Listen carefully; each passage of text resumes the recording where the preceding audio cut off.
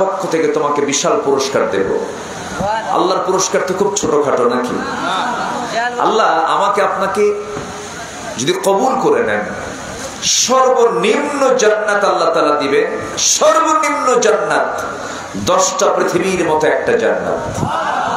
মনে হয় জান্নাতটা ছোট হয়ে গেল। কয়টা পৃথিবীর মতো? 10টা পৃথিবীর মতো। আপনি কি কষ্ট পাচ্ছেন? দু একজন করে যে ওঠে একটু দেখি, লক্ষ্য করতেছি।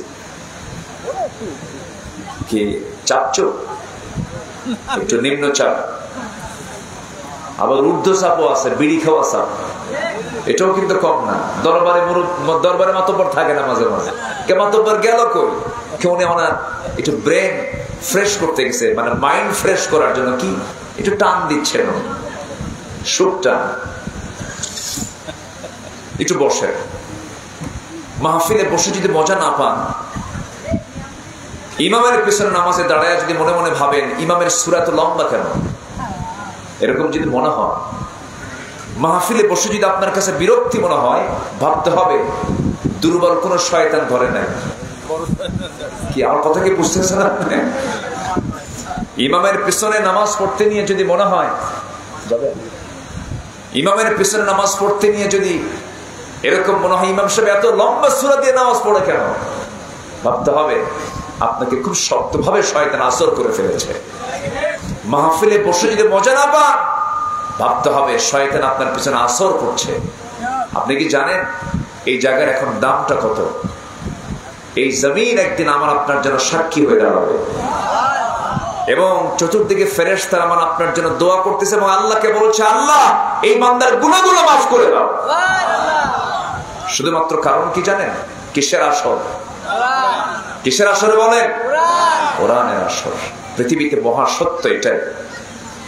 আমি যখন আমার ব্যক্তিগত আমি কথা বলছি, আমি যখন কোরআন পড়ি, আমার কাছে যখন কোরআনটা সামনে আসে, আমি যখন স্টাডি করি, তখন আমার কাছে মনে হয় কি জানেন, পৃথিবীতে যা আশ্চর্য আছে, এই আকাশ, এই জমিন, সূর্য না, পৃথিবীর ভিতরে আল্লাহ তাআলা যত আশ্চর্য জিনিস রেখেছেন, সবচেয়ে আশ্চর্যের জিনিস হলো কোরআন।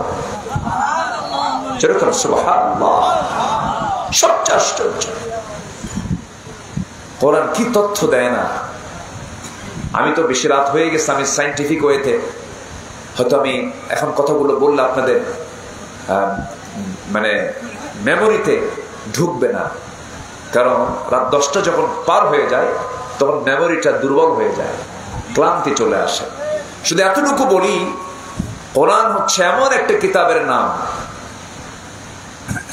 যে কোনো গবেষণা, যে কোনো গবেষক কোরআন নিয়ে করবে, সব গবেষণা এই কিতাবের মধ্যে আছে।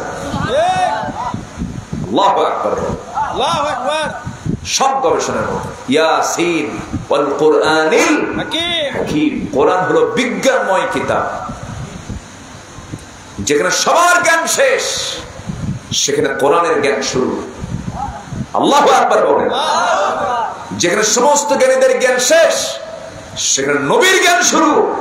নবীর জ্ঞান যেখানে শেষ, আল্লাহর জ্ঞান শুরু। এই কালাম আজকে শুধু নয়, কিয়ামত পর্যন্ত সমস্ত জ্ঞানীরা, সব গবেষকরা ভিক্ষুকের মতো কোরআনের কাছে হাত পেতে থাকবে। সুবহানাল্লাহ, সুবহানাল্লাহ। সেই কালামে হাকিম আল্লাহ তাআলা আমাকে আপনাকে দয়া করে দিয়েছেন। জোরে বলে সুবহানাল্লাহ।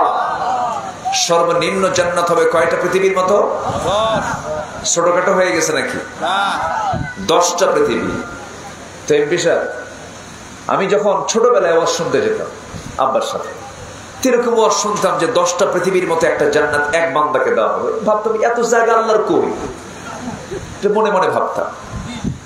এটা মনে মনে জিজ্ঞাসা হতো যে একটা বান্দাকে যদি আল্লাহ 10টা পৃথিবীর মতো একটা জান্নাত দেয় একজনকে, এত জান্নাত আল্লাহ রাখছে কোথায়? এটা মনে হতো। আব্বাকে বলতাম, তো আব্বা হাসতো, কারণ বুঝালে তো বুঝবো না।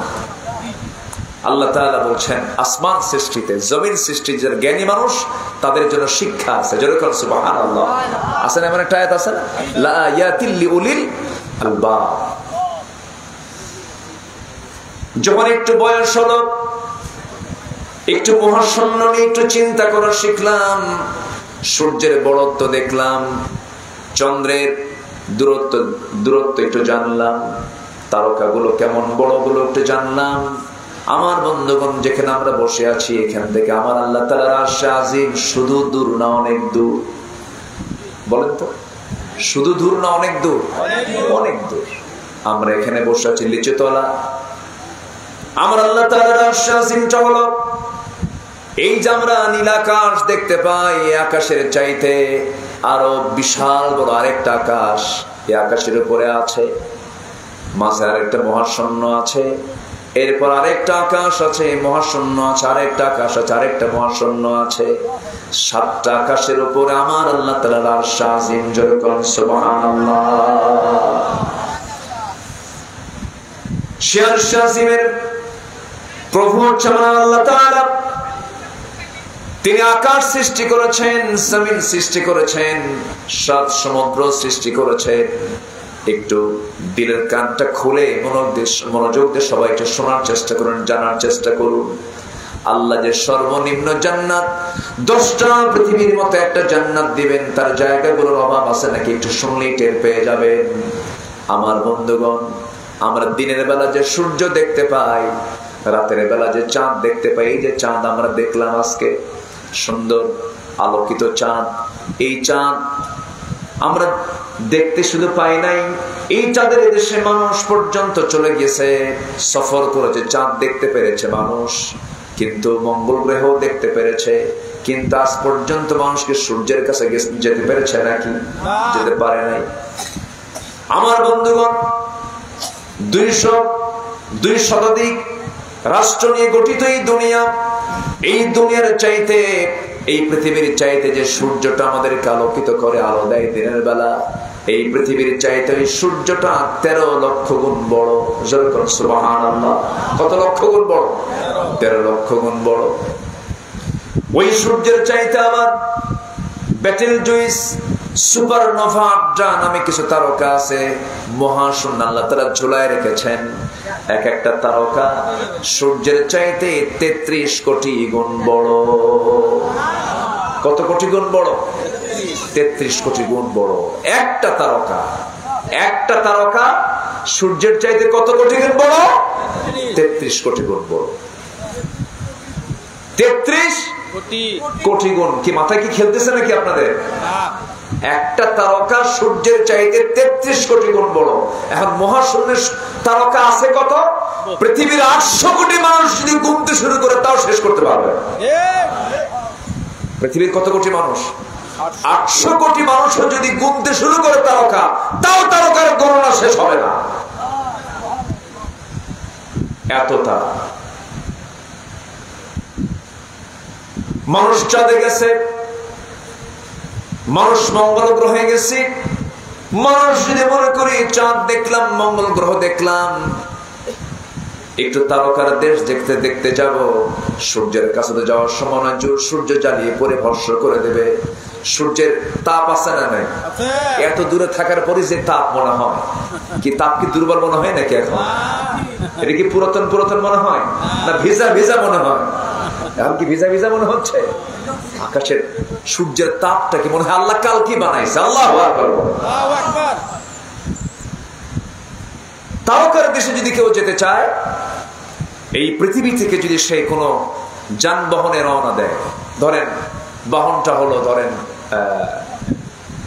কি বলে কপ্টার, বিমান, হবে না, তাকে নভোযান চেষ্টা করতে হবে। নভোযানের মধ্যে পৃথিবীতে এখন লেটেস্ট নভোযান হচ্ছে অ্যাপোলো 11, যার ঘন্টার গতি হলো 39,000 কিলোমিটার। এটা মানুষ বানাইছে, কিন্তু কত হাজার কিলোমিটার? 39,000 কিলোমিটার। এই বেগে যদি রওনা দিয়ে দেয় নভোচারী, ওই তারকার উদ্দেশ্যে যদি রওনা দিয়ে দেয়, যে তারকাটা পৃথিবীর সবচেয়ে নিকটবর্তী তারকা প্রক্সিমা সেন্ট্রাই যদি সে রওনা দিয়ে দেয় এই দুনিয়া থেকে, ঘন্টা 39,000 কিলোমিটার বেগে যদি রওনা দিয়ে দেয়, বিজ্ঞান বলছে ওই তারকার দেশে যেতে ওই বান্দার সময় লেগে যাবে 1,15,000 বছর মাত্র। একটু আস্তে কর সুবহানাল্লাহ, জোরে বলি সুবহানাল্লাহ। যাবেন কারা কারা তারকার দেশে? হাত তোলেন। সম্ভব না। আপনি যাবেন কোন দিন, বাঁচবেন কয়দিন?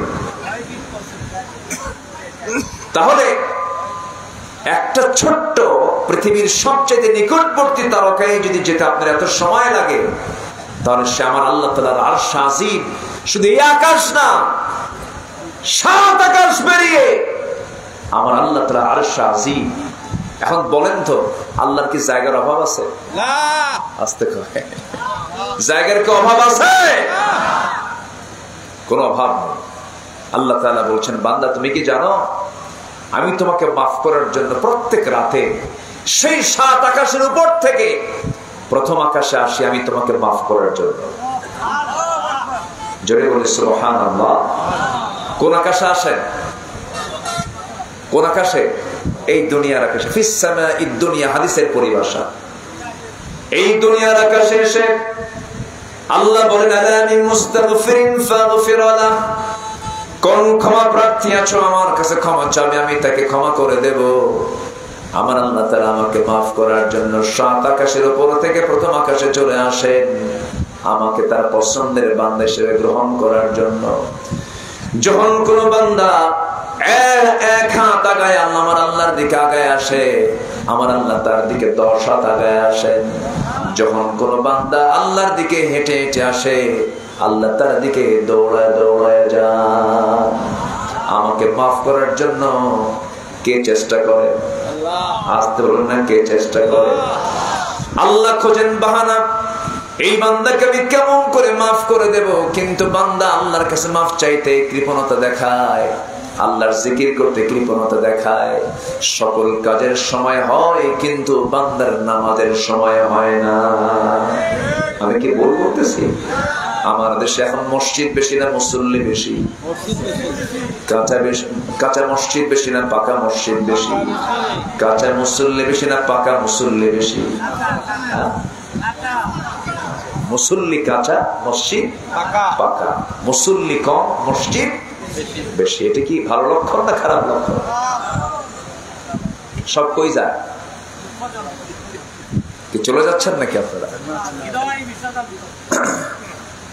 আপনিও যাবেন?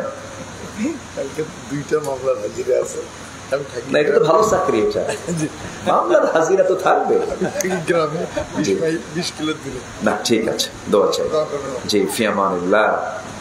জি এখানে একজন বসে যান, একজন বসে। আপনি আছেন তো নাকি? বলি আলহামদুলিল্লাহ। আমার আওয়াজ সবাই শুনতে পাচ্ছেন তো? জি আমার বিশ্বাস এখানে যারা বসে আছেন সবাই সচেতন মানুষ, আমি টের পাচ্ছি। আমার আলোচনাগুলো আপনারা বোঝার চেষ্টা করছেন, হয়তো আমি ওইরকম করে বুঝতে পারছি না, তবে আপনি বোঝার চেষ্টা করছেন, এটা নিশ্চিত। বলি আলহামদুলিল্লাহ। সম্মানিত ভাইয়েরা, সে আল্লাহ তাআলা বলছেন, বান্দা আমি তোকে বিশাল পুরস্কার দেব। সর্বনিম্ন জান্নাত হবে 10টা পৃথিবীর মতো একটা জান্নাত। 4টা কাজ করো। কয়টা কাজ করো? 4টা কাজ। আরেকটা অফার তিনি দিয়েছেন, সেটা হলো তোমার 2টা রোগ আমি তোমার জীবন থেকে মুছে দেব। দুনিয়াতেও মুছে দেব, আখিরাতেও মুছে দেব। হ্যাঁ, সেই 2টা মহা রোগ হলো, আল্লাহ তাআলা বলছেন, একটা ভয়, আরেকটা হলো চিন্তা। একটা ভয়, আরেকটা কি? চিন্তা। আজকের এই দুনিয়াতে ভয়ও নাই, চিন্তাও নাই। আছে? আছে নাকি? আছে। সমাজে কি ভয় নাই? আছে। ভয় আছে না নাই? আছে। দেখেন না, শুনলেন না এক এমপি কে?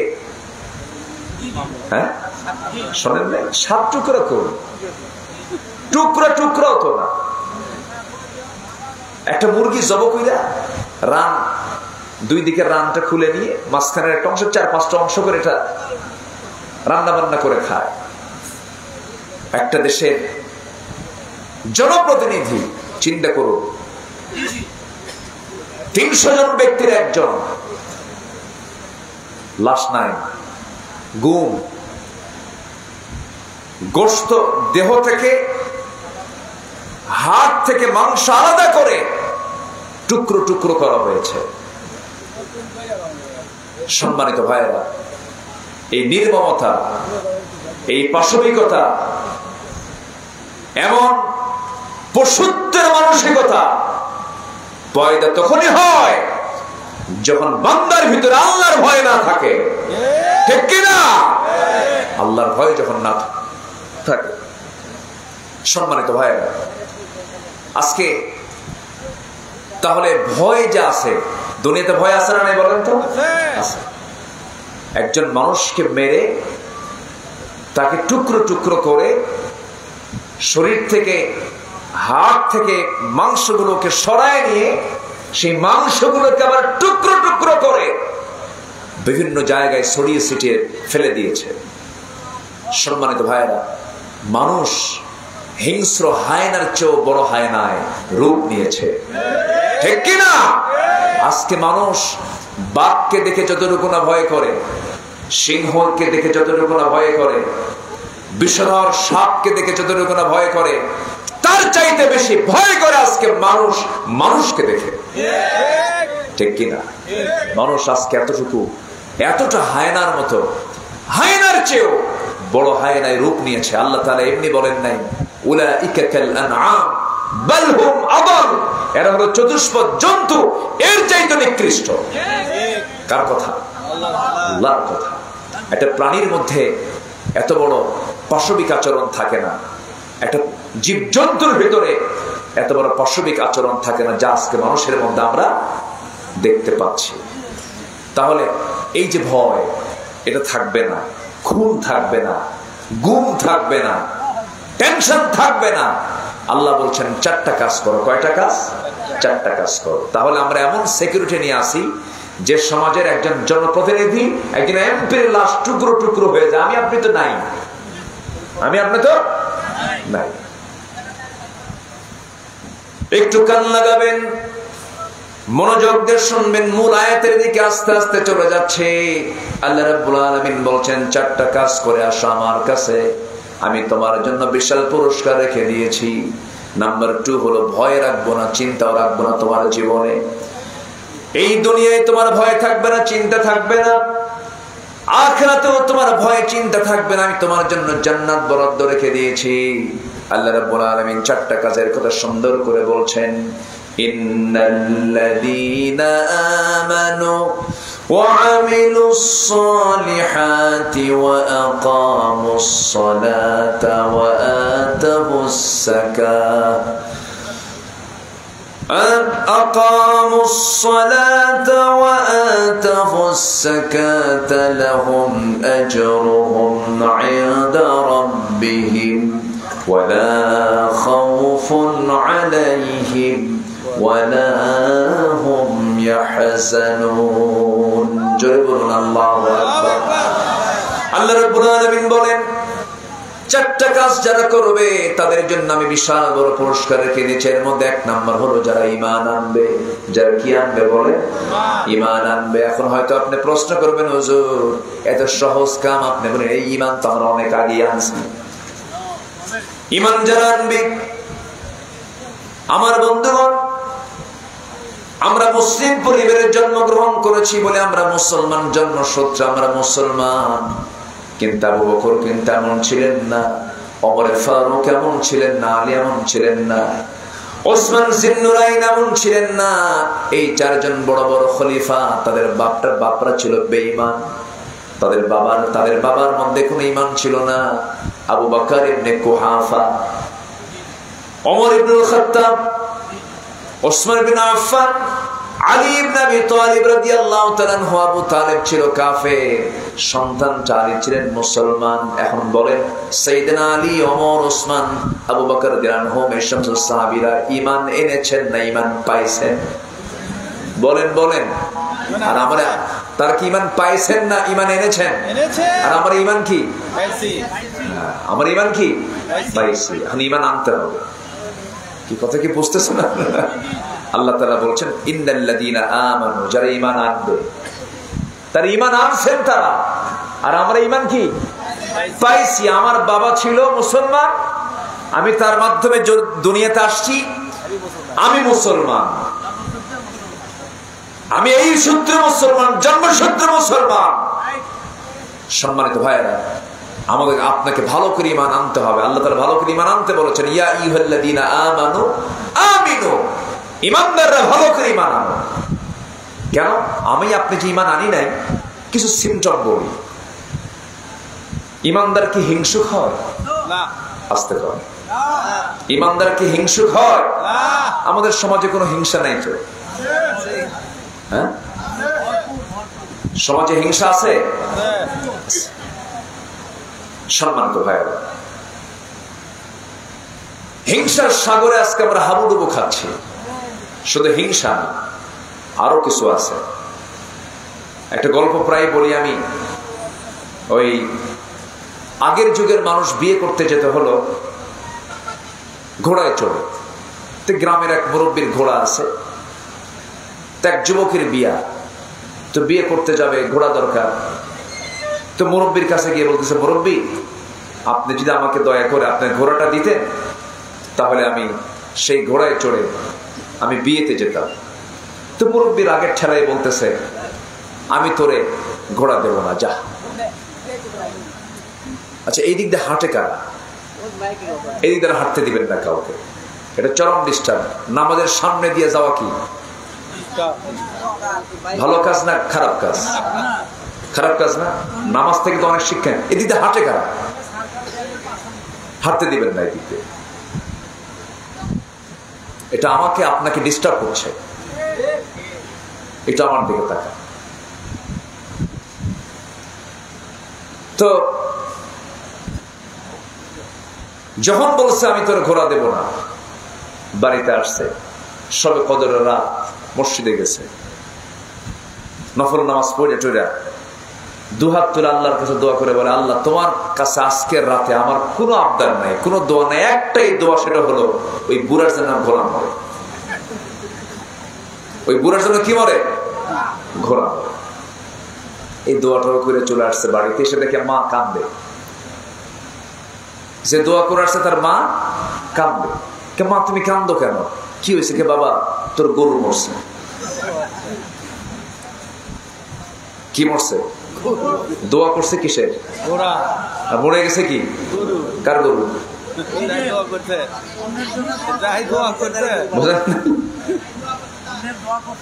হিংসা। হিংসার আগুনে অন্য কেউ জ্বলে না, হিংসার আগুনে যে হিংসা করে সেই জ্বলে। ঈমানদার কখনো হিংসুক হতে পারে না। হিংসা আছে না নাই? তাহলে কি ঈমান আনছে আমরা বলেন? এই জন্য আমি বলতেছি কি ঈমান আমরা পাইছি, ঈমান আনা এখনো হয় না। ওজনে কম বেশি করি আমরা, ওজনে কম বেশি করি। ওজনে কি কম বেশি হয়? আচ্ছা, অনেকদিন আগে, আজ থেকে বছর 15 হবে, আমি মাছ কিনতে গেছি বাজারে। হুজুররা তো মানে মানুষ তো হুজুরদের অন্যভাবে দেখতে চায়। হুজুররা বাজার করে, ভালো খায়, মনে মনে করে হুজুর এত ভালো চলে কেন, মানে হুজুর একটু খারাপ চলবে, এটা মানুষের সেন্স, দৃষ্টিভঙ্গি। আবার হুজুরদেরকে আবার অনেকে বিভিন্ন রকম দেখতে চায়। তাই ছোট্ট একটা ছেলে একদিন আমাকে দেখে হঠাৎ করে চুপ হয়ে গেল। এই 8 থেকে 9 বছর বয়স। তো বললাম, বাবু তুমি চুপ হয়ে গেলে কেন, কি হয়েছে? কে ভাবতাম হুজুররা ভালো মানুষ, কিন্তু হুজুররা তো ভালো মানুষ না। কেন? হুজুররা বিয়ে করে আবার বাচ্চা পায়। কি কথা কি বুঝতেছেন আপনারা? হুজুররা যদি একটু আন্দোলন করে, একটু এমপি ইলেকশন করে, অথবা রাজনীতি করে, দেশ গড়ার যদি চেষ্টা চালায়, আবার কিছু লোক এসে বলে, হুজুর এগুলো ঝামেলার মধ্যে আসছেন কেন? আপনারা হুজুর মানুষ, এগুলো করবেন কেন? আপনারা দোয়া করে দিবেন। কি কথা কি বুঝতেছেন আপনারা? এই টাইপের কিছু লোক আছে না নয়? আমি বাজারে গেছি, মাছ কিনতে গেছি। আমারে দেখি একজন লম্বা একটা সালাম দিল, মাছ বিক্রেতা। সালাম দিয়ে আমাকে বুঝাই দিল যে আমি আপনাকে চিনি। তো ভাবলাম যে ওরা আমাকে মনে হয় চিনে, সালাম দিল। আমি গেলাম, সামনে দাঁড়ালাম, বললাম, ভাই আমার কিছু মাছ টাছ কিনতে হবে। হুজুর নেন, আমি আপনার খুব ভক্ত, বিশাল ভক্ত আপনার। তো আমি আর কিছু জিজ্ঞাসা করলাম না, কত দাম দর, আমি কিচ্ছু বললাম না, যেহেতু আমার ভক্ত, আমার শ্রোতা, আমাকে মহাব্বত করে। তো মাছ টাছ নিলাম। সে সময় আবার ওই যে ডিজিটাল মাপটা ছিল, ওই যেটা দাড়িতে, হ্যাঁ, বাটখারা দিয়ে যে মাপে, পাল্লা, তো মাপতেছে, মাপের স্টাইল দেখে মনে হলো সে এতটাই বেশি দিল আমারে, মানে মনে হয় কেজি খানেক বেশি হবে, হাফ কেজি বেশি হবে, এরকম পরিমাণ। তো আমি বললাম, মুরব্বী আপনি আমার এত দিচ্ছেন কেন?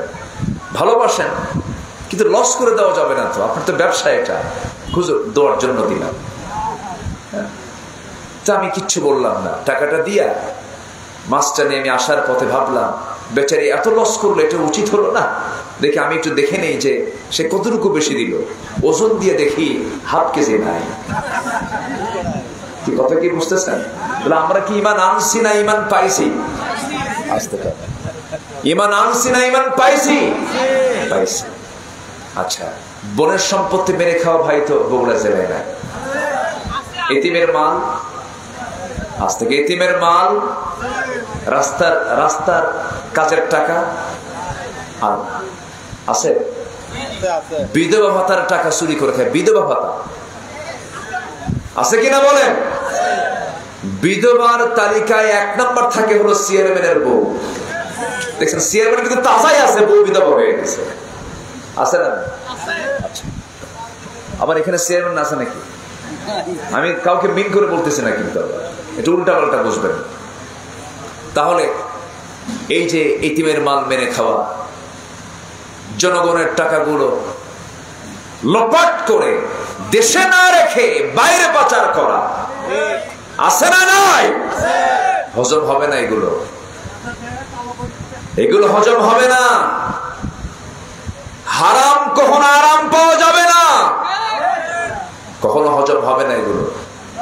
হারামের কোন আরাম নাই। চোর সারা রাত কষ্ট করে ঘোড়া একখানা চুরি করে আনছে, সকাল হয়ে গেছে, ছেলেকে ডাক দিয়ে বলে, বাজান কষ্ট করে ঘোড়াটা চুরি করছি, কতবার যে আল্লাহর নাম নিছি বাজান। চোরের মুখে কি আল্লাহর নাম কম হয় না বেশি হয়? ধরা যেন না পড়ি। তো সকালবেলা এসে বলতেছে, বাজান ঘোড়াটা আনছি, আমি একটু ঘুমাবো, তুমি একটু বাজারে গিয়ে ঘোড়াটা বিক্রি করে আসো। তো ছেলে বাবার চুরি করে ঘোড়াটা নিয়ে আসছে বাজারে। এক ঘোড়া ক্রেতা এসে বলতেছে, ভাই ঘোড়ার দাম কত? এত। ঠিক আছে, দাম কোনো বিষয় না, একটু ঘোড়াটা দেখি। তো ঘোড়া দেখতে নিয়ে ঘোড়ার পিঠে চড়ছে, লাগামটা নিয়ে বলতেছে, আমি এটা এক চক্কর মেরে আসি। এমন চক্কর মারছে আর ফিরে আসে না। সন্ধ্যা হয়ে গেছে, তো খালি হাতে ছেলে এখন বাড়িতে ফিরে বাবার সামনে দাঁড়ায় আছে। বাপ বলে ছেলেকে, বাবা এত কষ্ট করে ঘোড়া চুরি করে আনলাম, তো ঘোড়া কয় টাকা দিয়ে বেচলা? আব্বা যে দামে কেনা সেই দামেই বেচা। বিদেশে টাকা পাচার করছেন, কাম হবে না, ঠিক কিনা? যে দামে কেনা সে দামেই বেচা, কাম হবে না।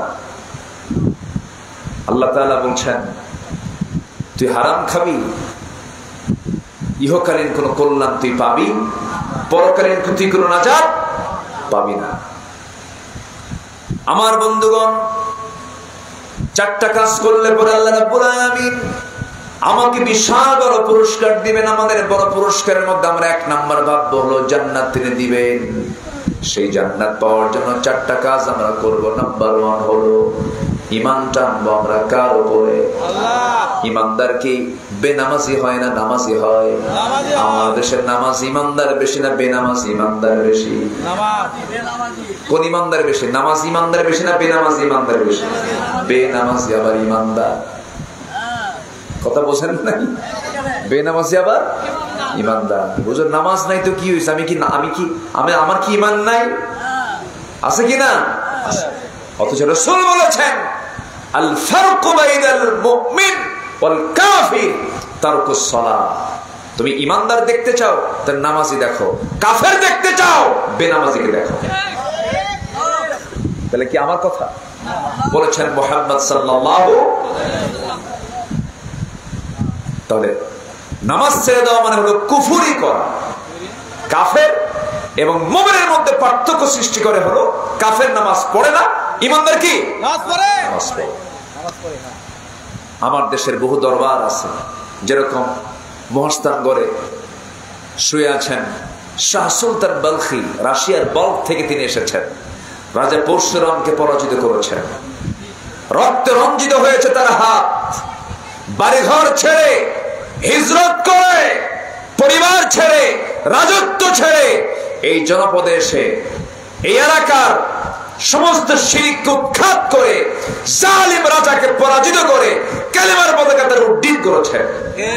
আর সেই দরবারে, সেই কবরস্থানে বৈশাখের শেষ বৃহস্পতিবার, ভাবতেছেন হুজুর খবর জানে না, ওই এলাকার এমপি ছিলেন এক সময় অ্যাডভোকেট হাফিজুর রহমান, শিবগঞ্জ। একদিন হাফিজ ভাই আমাকে বলতেছেন, এমপি সাহেব, ওনার কাছে অ্যাকচুয়াল হিসাবটা থাকে, তো একদিন আমাকে বলতেছে, হুজুর এই বৈশাখের শেষ বৃহস্পতিবার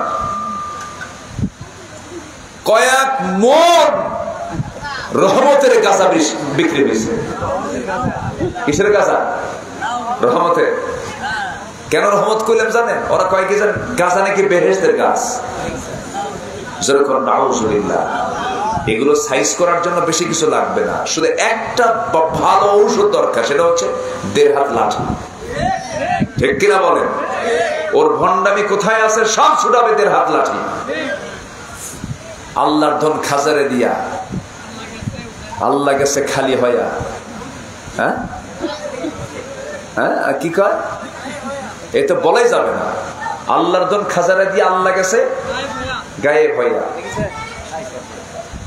কেউ ফেরে না খালি হাতে খাজারে তোর দরবারে। যেরকম নাউজুবিল্লাহ। এই সমস্ত কথা যে আলেম পরিচয় দিয়ে মঞ্চে যারা কথা বলে তাদেরকে জুতা পেটা করা দরকার। ঠিক কিনা? জুতা পেটা করা দরকার।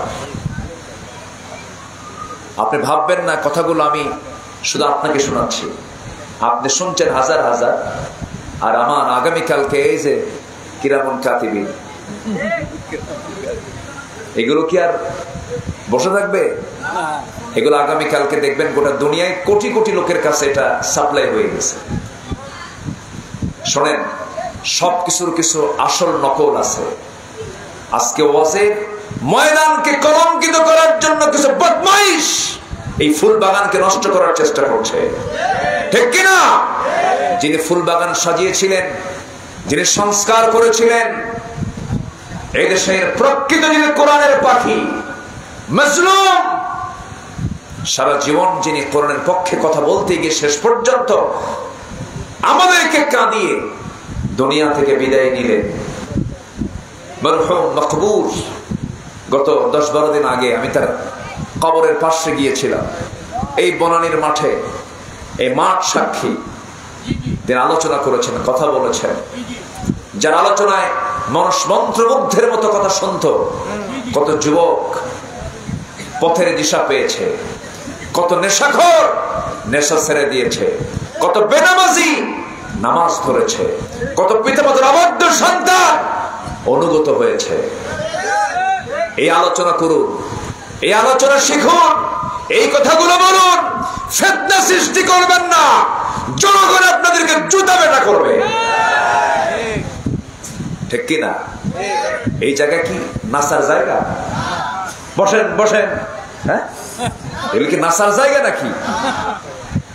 জনগণকে সচেতন হওয়া দরকার। আপনি সচেতন হবেন, ওরা লেজ গুটায়া পালায়া যাবে। কিছু বদমাইশ আছে না নাই? এটা কি হাসার জায়গা? এটা কি হাসার জায়গা? এটা কোরআনের আলোচনার জায়গা। আমি খুবই আনন্দিত আপনারা আমাকে এত রাতের সময় দিচ্ছেন। বলি আলহামদুলিল্লাহ। বিদ্যুৎ কি এখনো আসে নাই? এখনো আসে নাই? ও আমি উপলক্ষে নাকি? আমিও আসলাম, বিদ্যুৎ চলে গেল। আমি যখন চলে যাব তখন বিদ্যুৎ আসবে। সম্মানিত ভাইয়েরা, একটু কান লাগা। কয়টা কাজ বলেন? মনে আছে আপনাদের? আমরা ঈমান পেয়েছি না ঈমান আনছি? আমরা ঈমান কি আনবো। এখন আমরা ঈমান কি আনবো? হিংসা করবো? ওজনে কম দেব? ওজনে কম দেব? বনের সম্পত্তি মেরে খাবো? এতিমের মাল ভক্ষণ করব? জনগণের হক মেরে খাবো? এগুলো করা যাবে না। এখন হয়তো প্রশ্ন করবেন, হুজুর আমার বাপ শহীদুল ইসলাম, আমার বাপ তার বাবা আমার দাদা হলো শরীফুল ইসলাম, আমি হচ্ছে আমিনুল ইসলাম। তিন ইসলাম থাকার পর আমার মধ্যে কি বলেন ইমান নাই? কে কে বলছে? আমার দাদা শরীফুল ইসলাম, আমার বাপ শহীদুল ইসলাম, আমি হলাম আমিনুল ইসলাম। তিন ইসলাম থাকার পর আপনি আমাকে কেন বেঈমান বলছেন? আপনি কেন বলছেন আমার ইমান না? আমার ইমান আছে। নাম দিয়ে যদি কাম হতো, বংশ দিয়ে যদি কাম হতো, অনেক নবীর বাপ ছিল যারা কাফের, তারাও জান্নাত পেত। ইব্রাহিম আলাইহিস সালাতু ওয়াস সালাম এত বড় একজন পয়গম্বর, তার বাপ ছিল আসর, সে জাহান্নামী। নবীর বাপ হয়ে কোনো লাভ হলো না। নূহ আলাইহিস সালাতু ওয়াস সালাম এত বড় আল্লাহর পয়গম্বর, তার বউটাও জাহান্নামী, তার ছেলেটাও জাহান্নামী। নবীর বউ হয়ে, নবীর বাপ হয়েও, নবীর সন্তান হয়ে কোনো লাভ হলো না। নবীর বাপ হয়েও লাভ নাই, নবীর স্ত্রী হয়ে লাভ নাই, নবীর সন্তান হয়েও লাভ নাই, নবীর ভাই হয়েও লাভ নাই। আমার বন্ধুগণ, লাভ হবে একটাই, সেটা হলো যদি আমি ইমানটা ভালো করে আনতে পারি। আমার বন্ধুগণ, নবীর চাচা হয়েও লাভ নাই। সূরা লাহাব আছে না নাই? বলেন, লাহাব কে ছিল বলেন? নবীর কি? বাবার আপন ভাই। বাবার আপন ভাই মানে রক্তের চাচা। আপন চাচা হওয়ার পরেও আবু লাহাবের কোনো দাম নেই, কারণ তার মধ্যে কোনো ইমান নাই। ইমান আছে, দামটা আছে। ইমান নেই, কোনো দাম নেই। বংশ দিয়ে কি করবেন? আবু লাহাবের যে বংশ, আমার নবীরও সেই বংশ, কোনো লাভ নাই। অনেকে বংশের বড়াই দেখেন, আমি অমুক বংশ, লাভ নাই, কোনো লাভ নাই। আপনার বাবার নামও যা, আমার বাবার নামও তাই। দেখবেন অনেক লোক আছে অহংকার দেখে, আমি চৌধুরী, আমি মোগল, আমি পাঠান, আমি সম্রাট, আমি সৈয়দ, আমি কুরাইশ, বিভিন্ন বংশের তারা তাকাব্বর দেখান। কোন লাভ হবে না। যদি তাই যদি লাভ হতো, কুরাইশ বংশের রাসূল জন্ম নিয়েছেন, কুরাইশ বংশে আবু জেহেলও জন্ম নিয়েছে, ঠিক কিনা? অনেকদিন আগে এক মাহফিল আমি গেছি মেহমান হয়ে, আরেক মুরব্বী আসছেন সেই মাহফিলে মেহমান হয়ে। তো মুরব্বী বয়স্ক মানুষ, আমি তাকে দেখে আমি নিজে আগায় গেলাম, সালাম দিলাম, মুসাফা করলাম। এরপরে বললাম, মুরব্বী আপনার পরিচয়? কোনো আওয়াজ নাই, কোনো কথা বললো না। ভালো করে আমার সঙ্গে একটু যে একটা হাসি মুখে কথা উনি বললেন না, চুপচাপ থাকলেন। তাই ভাবলাম, যাক, কথা যদি নাই বলার কি করার। এরকম ধরনের কিছু লোক আছে না বলেন তো? আচ্ছা, সৌজন্যতা কম, অথবা হিংসা, অথবা অহংকার থাকতে পারে একটা কিছু। অনেকে দেখবেন সালাম দিলে উত্তর খুঁজে পাওয়া যায় না, আসসালামু আলাইকুম খালি মাথা নাড়ায় এরকম করে। তো আমি সালাম দিলাম, ওই তেমন কোনো উত্তর নাই।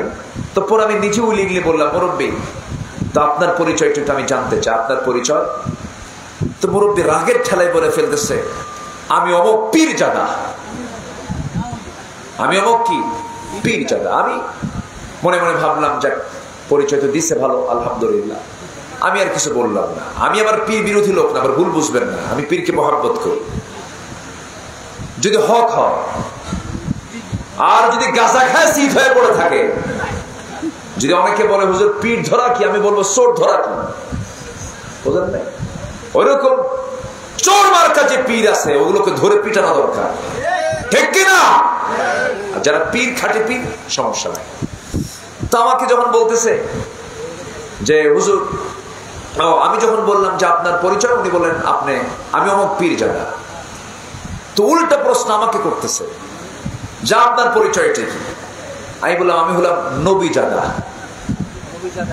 হ্যাঁ, নবীজাদা মানে? উনি বলতেছে, আপনি কি বলেন নবীজাদা? এটা আবার কেমন কথা?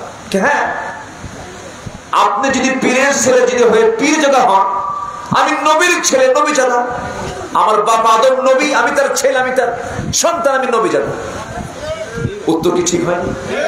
লাভ। আমার মনে হয় বৃষ্টি আসছে না, বৃষ্টির লক্ষণ দেখা যাচ্ছে। কি করবো আমি?